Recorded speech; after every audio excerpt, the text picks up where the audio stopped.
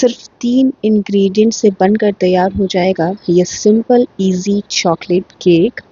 Hello friends, welcome to chutneys and curries. जी हाँ, आपने बिल्कुल सही सुना कि सिर्फ 3 इंग्रेडिएंट लगेंगे इस केक को बनाने के लिए। अब आपको शायद देख के पता भी चल गया होगा कि हम किस 3 इंग्रेडिएंट्स वाले केक की बात कर रहे हैं। तो हम बनाएंगे आज ओरियो केक।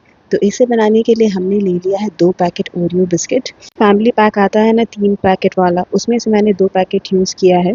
एक मैंने बचा के रख लिया है जो कि हम आगे गार्निशिंग के लिए यूज़ करेंगे।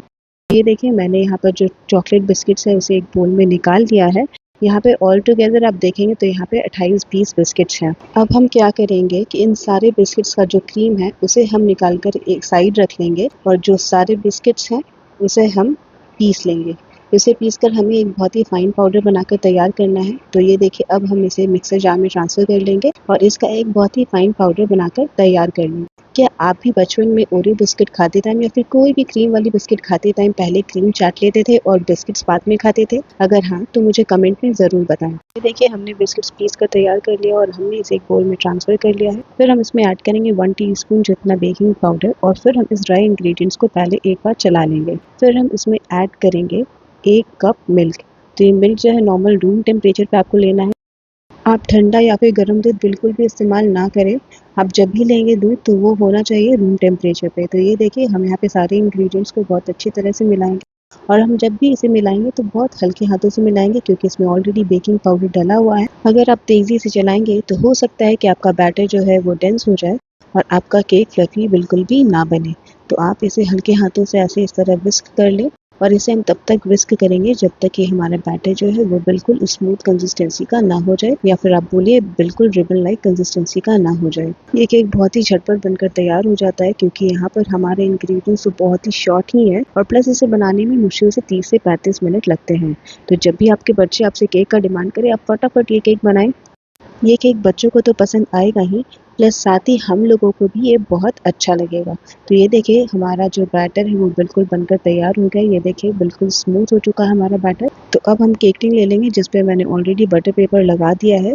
इसे मैंने नीचे में ऑयल लगाकर बटर पेपर लगाया और फिर इसके ऊपर भी हम ऑयल ग्रीस कर लेंगे। अगर आपके पास बटर पेपर नहीं है तो भी कोई बात नहीं है, आप इसमें ऑयल लगाएं, हल्का सा मैदा डालें और उसे डस्ट ऑफ कर दें। और फिर अब हम अपने बैटर को इस केक टिन में डाल लेंगे और फिर अब हमने यहाँ पर ऑलरेडी जो कढ़ाई है उसे हमने 10 मिनट के लिए प्री हीट कर लिया है।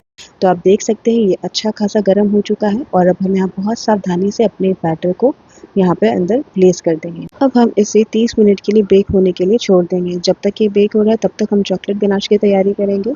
इसे बनाने के लिए मैंने लिया है डार्क चॉकलेट जिसे मैंने छोटे छोटे पीसेस में कट कर लिया था और उसे 30 सेकेंड के लिए ओवन में डाला था।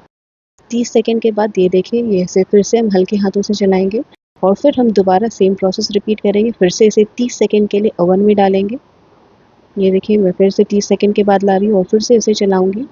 तो यहाँ पर आप देखेंगे जो आपका चॉकलेट वो ऑलमोस्ट पूरी तरह मेल्ट हो गया है। ओवन में इसे मेल्ट करना बहुत ही ईजी होता है, इसलिए मैंने यहाँ पे ओवन का इस्तेमाल किया। आप चाहे तो डबल बॉयलर प्रोसेस का भी यूज़ कर सकते हैं। डबल बॉयलर प्रोसेस में आपको एक लेना है सॉस पैन, उसको पानी से भर दीजिए और उस वाटर को अच्छी तरह से बॉईल कर लीजिए और फिर आपके जो चॉप्ड चॉकलेट्स वाले बोल है उसको उस पर प्लेस कर दीजिए और उसे तब तक चलाते रहिए जब तक कि आपका जो चॉकलेट है वो मेल्ट ना हो जाए। तो अब मैं यहाँ पर ले ली हूँ थोड़ा सा मलाई। हमारे पास घर में ऑलमोस्ट सबके के घर में बचा हुआ मलाई होता है, तो मैंने यहाँ पर वो ऐड किया है। नॉर्मली गनाश बनाने के लिए इसमें डाला जाता है फ्रेश क्रीम और मक्खन, तो मैंने वो सब कुछ भी यूज़ नहीं किया। मैंने मलाई डाल दिया और इसे ओवन में थोड़ा देर के लिए गर्म करके फिर से उसे चला दिया। अब हम यहाँ पर ऐड करेंगे हमारे ओरियो बिस्किट्स का क्रीम और फिर इसे भी बहुत अच्छी तरह से मिक्स कर लेंगे।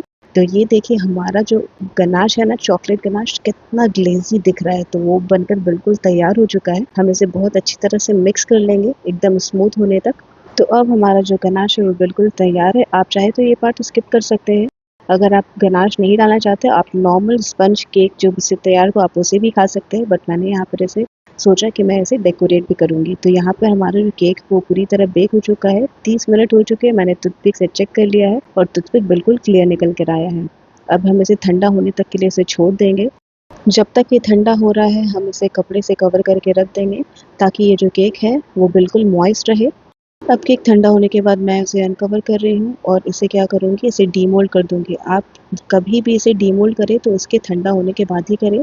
अगर आप हड़बड़ी करेंगे तो हो सकता है कि आपका जो केक है वो अच्छे से डीमोल्ड ना हो और टूट कर निकले आपका केक। तो मैंने यहाँ पर इसे चाकू की मदद से एजेस निकाल लिए हैं और फिर मैं यहाँ इसे पलट लूँगी प्लेट पर। तो ये देखिए कितनी आसानी से हमारा जो केक है वो बाहर निकल कर आ चुका है और अब इसमें लगा हुआ बटर पेपर जो है वो हम इसे निकाल देंगे। तो ये देखिए हमने यहाँ पर बटर पेपर जो है उसे हमने निकाल लिया है और हमारा जो केक है ना वो बहुत ही सॉफ्ट बनकर तैयार हुआ। आप देख सकते हैं ये जो केक हमने बेक किया है ये ऊपर से कैसा उठा हुआ है। तो नॉर्मली लोग इस ऊपर वाले लेयर को काट देते हैं, तो मैं यहाँ पर उसे काट नहीं रही हूँ, मैंने बस उसे पलट दिया है और अब हम इसके ऊपर डालेंगे चॉकलेट गनाश। तो ये देखिए हमने जो अभी चॉकलेट गनाश तैयार किया था वो हम इसके ऊपर डाल लेंगे। अब मैं यहाँ पर इसे चम्मच की मदद से चारों तरफ स्प्रेड कर लूँगी, इवनली स्प्रेड कर लूँगी। तो ये देखिए ये पूरी तरह स्प्रेड हो चुका है और अब हम इसके ऊपर डालेंगे चूरा हुआ ओरियो बिस्किट्स। तो यहाँ पर जो हमने एक पैकेट बचा कर रखा था उसका ही इस्तेमाल मैंने यहाँ पर किया है, उसे मैंने क्रश कर लिया है और एजेस पे लगा दिया है। ये देखिए देखने में कितना खूबसूरत लग रहा है ना। और फिर बाकी जो 2 बिस्किट्स है उसे भी मैंने यहाँ पर लगा दिया है और ये बिल्कुल लग रहा है जैसे कि बाहर का ये कोई चॉकलेट केक है। तो आप भी इस रेसिपी को घर पर ज़रूर ट्राई करें, आपके बच्चों को खिलाएं, अपने फैमिली को खिलाएं और खुद भी खाएं। यहाँ पर मैं इसे कट करके भी आपको दिखा रही हूँ। तो ये देखिए ये देखने में कितना टेम्पटिंग, डिलीशियस और स्पंजी बनकर तैयार हुआ है। अगर आपको मेरी रेसिपी पसंद आई हो तो प्लीज़ मेरी वीडियो को लाइक, शेयर और सब्सक्राइब ज़रूर कीजिए और जाते जाते बेल आइकन भी दबाना ना भूलें। अब मैं आपसे मिलती हूँ अगले वीडियो में नई रेसिपी के साथ। Thank you.